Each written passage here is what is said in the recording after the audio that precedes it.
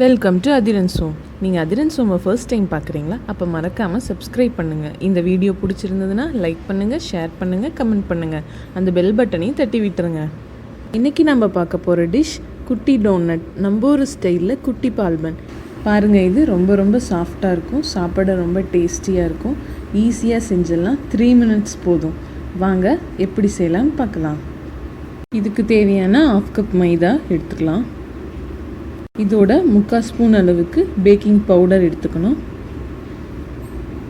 ஒரு பிஞ்ச் அளவுக்கு சால்ட்டு இதோட ஆட் பண்ணிக்கலாம். இப்போ இதை நல்லா மிக்ஸ் பண்ணி விடணும். இங்கே பேக்கிங் பவுடர் இல்லைன்னா நீங்கள் ஈஸ்ட் கூட இதோட ஆட் பண்ணிக்கலாம். இதோட 1/2 கப் மில்க் ஆட் பண்ணிக்கிறோம். மில்க் ஆட் பண்ண பிறகு நல்லா இதை மிக்ஸ் பண்ணணும். நீங்கள் பாலை கொஞ்சம் கொஞ்சமாக இதோடு சேர்த்து மிக்ஸ் பண்ணி விடுங்க.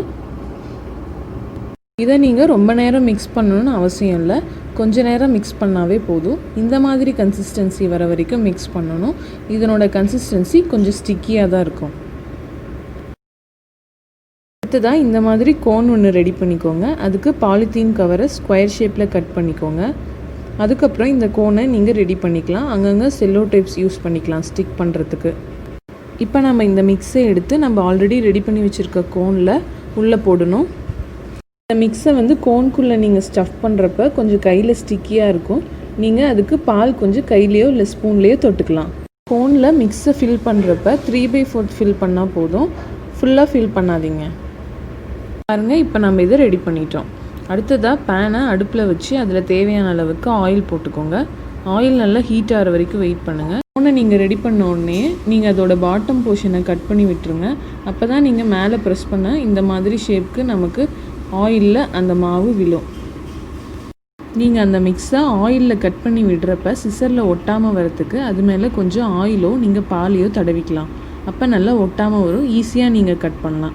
நீங்கள் ரெடி பண்ணி வச்சுருக்க எல்லா மாவையும் இதே மாதிரியே கோனில் போட்டு கட் பண்ணி நீங்கள் பொரிச்சு எடுத்துக்கோங்க. ஹை ஃப்ளேமில் வச்சு இதை ஃப்ரை பண்ணக்கூடாது, லோ ஃப்ளேமில் வச்சு ஃப்ரை பண்ணணும். அப்போ தான் இன்னர் போர்ஷன்லாம் நல்லா வேகும். இது நல்லா கோல்டன் ப்ரௌன் வர வரைக்கும் நல்லா ஃப்ரை பண்ணி எடுக்கணும். இப்போ எல்லா பால்ஸும் நல்லா கோல்டன் ப்ரௌனுக்கு வந்துருச்சு. இப்போ நம்ம இதை ஆயிலிருந்து எடுக்க போகிறோம். இந்த மாதிரி எடுத்துக்கோங்க. பாருங்கள் எவ்வளோ நல்லா ஃப்ரை ஆகிருக்குன்னு.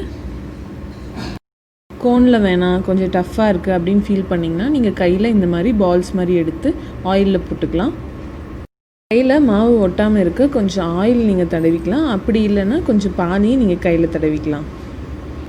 இந்த மாதிரி எல்லா பால்ஸையும் நீங்கள் ஆயிலில் போட்டுக்கோங்க. அதே மாதிரி மீடியம் ஃப்ளேமில் வச்சு இதை நம்ம நல்லா ஃப்ரை பண்ணணும். கோல்டன் ப்ரௌன் வர வரைக்கும் ஃப்ரை பண்ணுங்கள். இப்போ நான் இந்த பாலை ரொம்ப சின்ன சைஸில் போட்டிருக்கேன். உங்களுக்கு வேணும்னா எந்த சைஸில் வேணுமோ அந்த சைஸில் நீங்கள் போட்டு எடுத்துக்கலாம். நல்ல கோல்டன் ப்ரௌன் ஸ்டேஜுக்கு வந்துருச்சு. இப்போ நம்ம ஆயிலேருந்து எடுக்க போகிறோம். பாருங்கள், நல்லா சாஃப்டாக ஃப்ரை ஆகி வந்திருக்கு.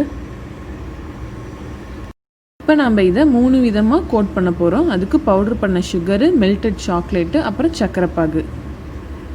நீங்கள் பவுடர் சுகரில் உடனே கோட் பண்ணி எடுத்துக்கலாம். சக்கரைப்பாகுலேயும் சாக்லேட்லேயும் கொஞ்ச நேரம் அந்த பால்ஸை ஊற வைக்கணும்.